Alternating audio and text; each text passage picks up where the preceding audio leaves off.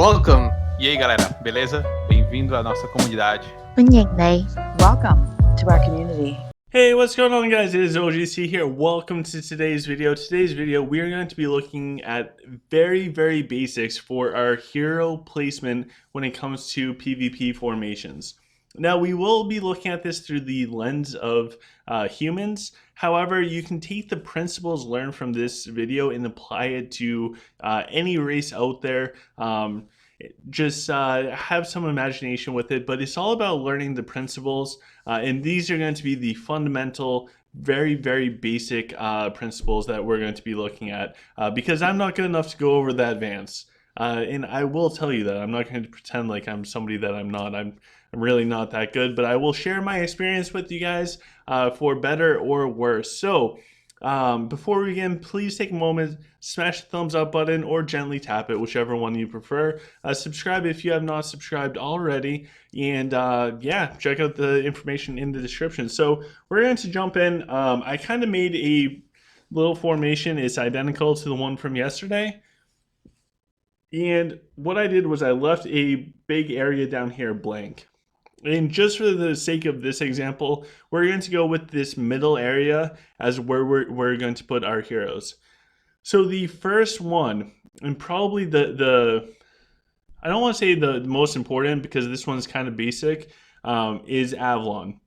So if we are human, then we will want to make sure that we put Avalon in a place where he is well protected and safe. So if you have any heroes that offer a bonus through a mastery, say Avalon with his aura, or his archer mastery, or Gan with nature's blessing, or Virion with the sword mastery, all of those heroes, if they die, or when they die, or Gazul with all the skeleton stuff, when they die, all of those bonuses disappear. So just as an example for humans, if your Avalon dies, every single troop out there that you have will lose out on his aura for HP. All of a sudden your archer's damage is going to go down. So your race specific heroes, Gazul for Lich with Rose. If you're dwarf, then maybe Nora if you're using blasters, Jax, Gafgar, etc. For humans, you got Elena, Virion, Avalon. For Rockin, you have Denji, you have Avalon as well. And for Sylph, you have Gan and Sprig. When those heroes die, you're going to lose out on so much HP and potential damage, so you need to keep them protected. Now, since we are human, there's one other big thing that comes with your Avalon. Not only do you need to protect him, but he has something called Warhorn. Warhorn is so powerful, it offers massive speed up to everything that is around and pretty much connecting to Avalon, that you need to take advantage of it. As Mr. Toby says, most battles are won within the first 10 seconds of the fight. That's especially true with human on human. If you lose that initial advantage, or if your dragon dies, then you're probably going to lose the fight. So boosting up your troops with Warhorn is super important. So anyways, that's the first hero that we're going to place. And notice that I placed Avalon towards the middle. The reason for that is there's enough space where two heroes can fit to the left of him and two heroes can fit to the right of him. So if for some reason we place Avalon one cell down, all of a sudden we can only fit one hero here, and we could only fit two heroes on this top side. And if that's the case, then we're missing out on one whole extra hero. And trust me guys, we need to maximize every space that we can and get out all of the heroes that we can. So for the sake of this, we're going to put out Avalon. Now the next biggest thing that we might want to focus on for humans, and again, we're just doing a basic walkthrough, so however you guys do this, feel free to do it in your complete own way. I'm just trying to logically walk myself through this. Is the next thing is yips. So if I am a human player, or say Rockin or Sylph and I'm using archers, yip is going to be extremely important. So depending on where you want your archers to get the biggest benefit, will depend on where you place your yips. So I would want to keep the yips kind of towards the back, that way they live. If you put yips I wish I could like draw lines up here.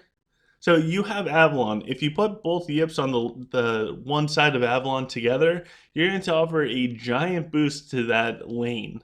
So those archers in that specific area is going to get a giant boost. If you have the archers split up, all of a sudden you're going to have equal push from both sides. So it's kind of up to you on what you want. Do you want your whole bottom side, like those two lanes moving forwards, to both get a moderate push? Or do you want to put the yips together and stack them and give one specific lane a bigger push? Now, here's the pros and cons with that. Say we have both both yips down here, but the enemy has a really, really good stall side. And if our push down here fails, then both yips are kind of wasted. So it comes with some risks. Also, I would be careful of putting the yips too far in the middle of the pack. You can do that because most people will run them on the bottom. So if you run them slightly up and you match power side versus power side, all of a sudden you could be at a big disadvantage because they'll crush one side of yours and you'll run into their middle side and then you'll get pincered. I'm trying to use really big words, so hopefully I sound good and not like a total idiot. So for the sake of this, we're actually, you know what, for the sake of this, and since this is all for fun, let's stack up this bottom side. Now, the next thing that I would take a look at is Denji. Where do you want your Denji? So if we are going for a power side and a big push, we will want Denji to follow up with the double tailwinds. That way he just weakens the armor for the enemies, allowing them to receive more damage taken, and your archers are going to do more damage, resulting in collapsing their strong side that much faster. So let's say we put Mr. Denji over there, or even right there. Perfect. So our Denji is in good shape. Actually, no. For the sake of this, let's do this. All right, so our Denji still actually gets the Warhorn bonus, so he will run in super fast.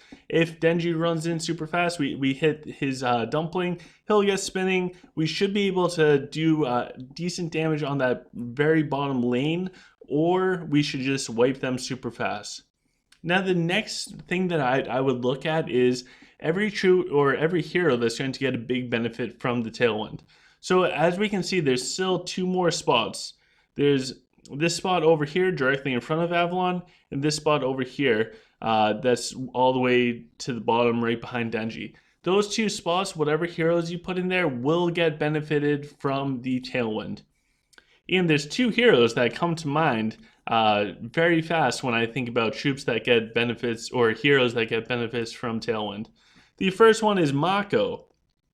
So I think I would put Mako right, actually, you know what?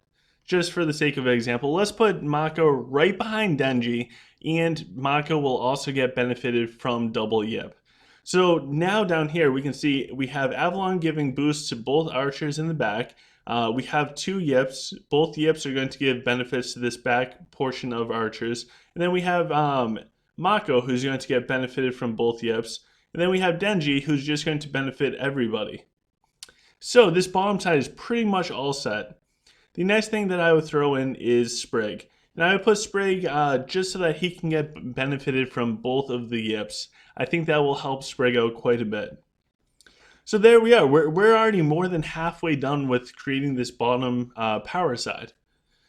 So let's continue with this. The next thing that I would want to include down here is Jax, because how can you have a power side without Jax? When I think of Jax, and some of this is just from being an older player and remembering how powerful Jax was throughout all of Art of Conquest, now is probably the weakest he's ever been, to be completely honest, but it's still ingrained in my head, Jax equals power. So we can put Jax down there near Avalon. I wouldn't put him, well, you know what? This is your homework, guys. Find out the difference between putting Jax in the back row versus the front side. And do this for all of your heroes. Changing Mako and Denji, just like that tiny little change is going to change so much of how the beginning of your battle goes. So make small adjustments like that. Change heroes 2 cells forwards, 2 cells back. Each little change like that is going to create a brand new way in which your troops run forwards. It changes their pathing and everything else. So I'm just going to put Jackson back up there. So now we're looking good. Jax won't get the benefit from Tailwind, so it's totally fine that he is up there. Now, let's see, what else can we put up there? Aha, I really like the Fire Mage. I don't know about you guys, but I love the Fire Mage. And when she starts off the battle and she gets the benefits from Avalon, she does a bunch of damage. However, I'm going to move her back just a little bit because she tends to run forwards a little bit too fast. She still has the benefits from Warhorn, so we're good with that.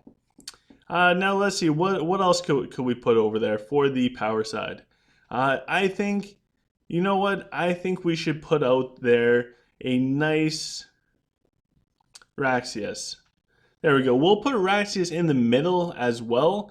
That way he can target at the beginning those lanterns. Will we use the lanterns 100% of the time?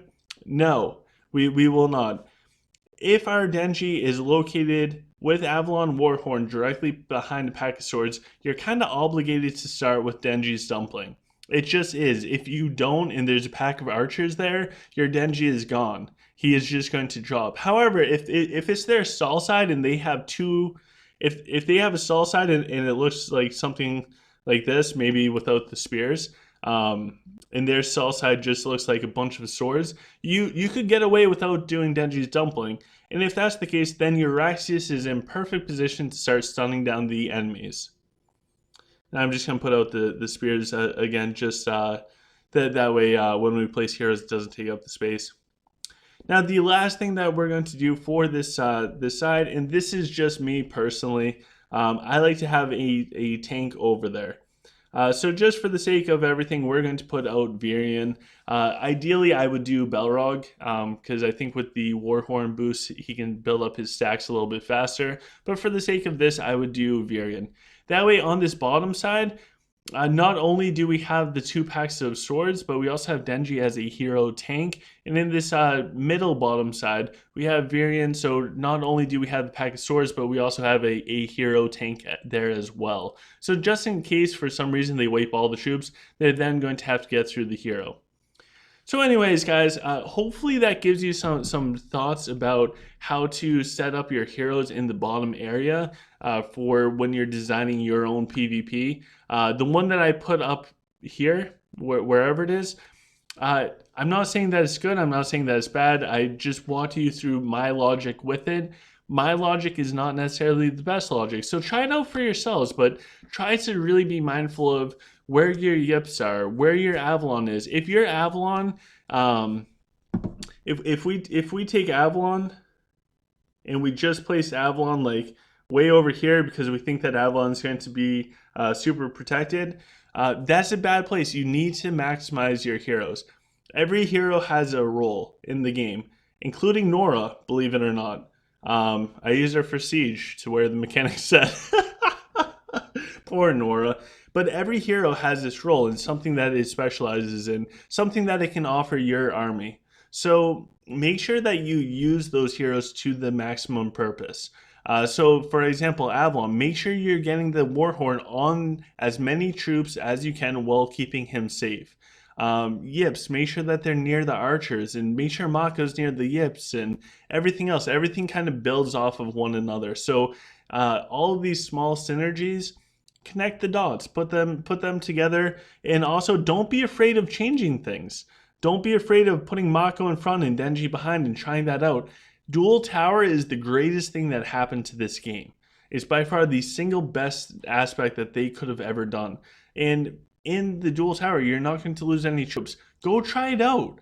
Trial and error. Try it. If it fails, then simply switch it back. If it works, then cool. You just found something that made you better. Now go find the next little change that you can do.